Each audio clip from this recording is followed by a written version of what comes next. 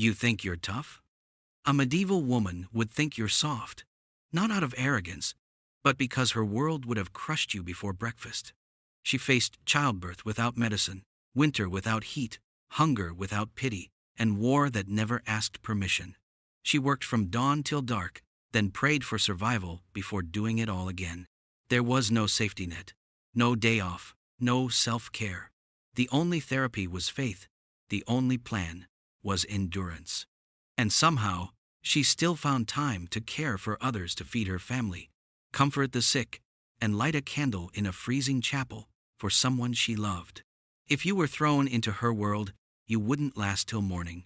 She would, and she'd still bake bread for everyone else. Her daily life was survival training. Water came from a well that might freeze solid.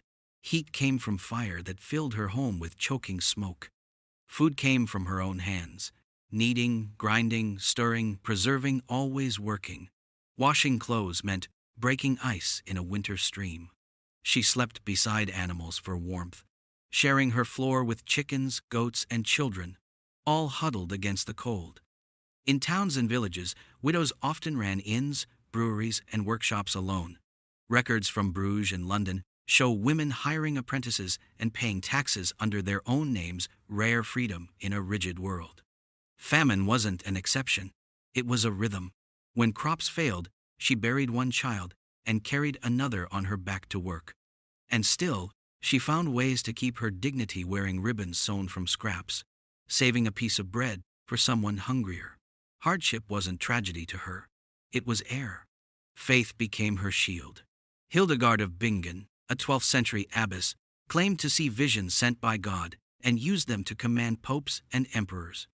She wrote on medicine, music, and the cosmos, at a time when women were told to stay silent. Her books survived centuries. Her songs still echo in cathedrals. She turned divine passion into knowledge, and knowledge into authority. Love in her world wasn't simple or safe. It was politics with a heartbeat. Eleanor of Aquitaine knew that better than anyone. At 15, she inherited one of Europe's richest duchies and married the King of France. When that union failed, she divorced, nearly unthinkable for a queen, and married the future King of England. She led armies during the Second Crusade, was imprisoned for supporting her sons in rebellion, and later ruled as regent while raising two future kings, Richard the Lionheart and John. Her court in Aquitaine became the birthplace of courtly love, where poetry, philosophy, and female influence intertwined. Knights pledged their hearts in verse and blood, but women like Eleanor understood love as strategy. Romance was not surrender, it was negotiation, performed with a crown and a pen.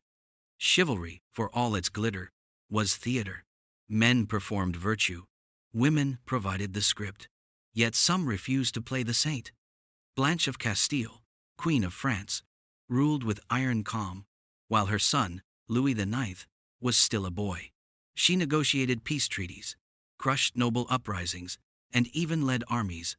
She wasn't admired because she was gentle, she was feared because she was competent. But most women weren't queens or mystics. They were the invisible workforce of Europe, peasants, merchants, and craftspeople, building civilization with their bare hands. They brewed ale that sustained entire villages, wove the linen that clothed armies, and spun wool long into the night by candlelight. In Paris, tax records from the 13th century list hundreds of female tradeswomen, washerwomen, midwives, millers, even doctors. A widow might inherit her husband's tavern and run it alone, defending her rights in court if a male neighbor tried to take over. Others joined guilds, teaching their daughters the trade. For many, work was survival, but also quiet pride, the sense of keeping life moving no matter what the world threw at them. Power wasn't only on the throne. Sometimes it was in the hands that counted coins, kneaded dough, or soothed a fever. The historian's quill rarely wrote their names, but their fingerprints covered every part of medieval life. When war came, and it always did, women didn't hide behind walls. They defended them. Jeanne de Clisson watched the French crown execute her husband without trial.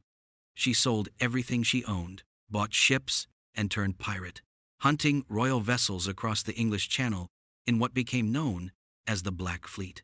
She wore black armor, black sails, and left survivors alive to spread fear. Her vengeance lasted 13 years. Another woman, Countess Jeanne of Montfort, led troops during the Breton War of Succession. She wore armor, carried her son into battle, and commanded men twice her size. Chronicles describe her rallying defenders, while pregnant, holding the gates of Hennebont against a siege until English reinforcements arrived. These were not exceptions.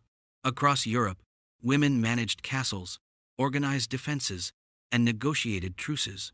When men fell, they picked up the sword or the quill that signed peace. They also kept the world's economy breathing. The medieval marketplace ran on women's labor. Aloeves brewed the beer that sustained villages. Weavers and spinners clothed entire armies. Merchant wives balanced ledgers and made deals while their husbands traveled.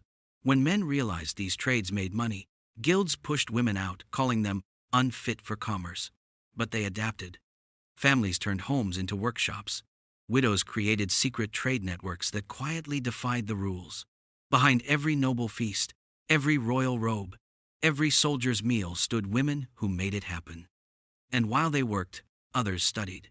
In convents, women pursued knowledge banned to most men. They learned Latin, copied manuscripts, and preserved ancient science. Julian of Norwich, an English nun, wrote one of the first books ever written in English by a woman, a reflection on faith and suffering.